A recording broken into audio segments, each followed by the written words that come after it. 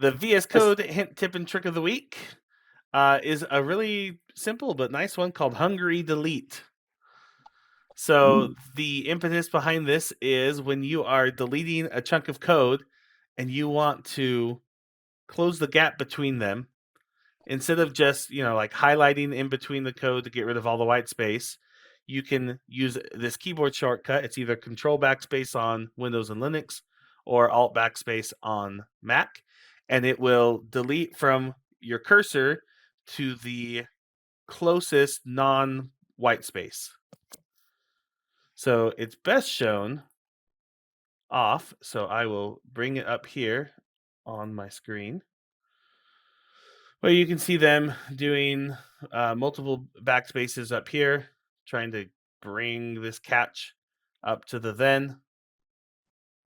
And that just is annoying. But if you come down to with Hungry Delete, they put their cursor on the catch, they hit the keyboard shortcut, and it jumps all the way up to the parenthesis. So if this is something that fulfills that use case for you, if you're often hitting backspace forever because of white space, this could be a very nice extension. Nice. I feel like some of your favorite extensions are ones that allow you to have less stuff on the screen, make the code simpler and less cluttered. I mean, my VS Code, I turn off most of the things. Like, there's the activity bar, that's gone. All the things at the bottom, that's gone. I hide the sidebar. I just want to see the code. You want a piece of paper and a virtual pen. I think it's just because I'm very easily distracted. It's just like, if something's over there, I'm like, especially if it has a badge, that's the worst.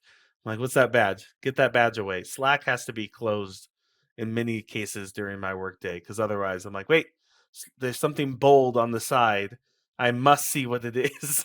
I know I remember we were sharing a screen early on. You're showing me something. You're like, what the heck, dude? We have like tons of things, like a Vegas strip of like lights and blinking things and billboards and we all work differently, so it's all good. But yes, I do hide many things. Nice. Oh, and Adam says he likes that.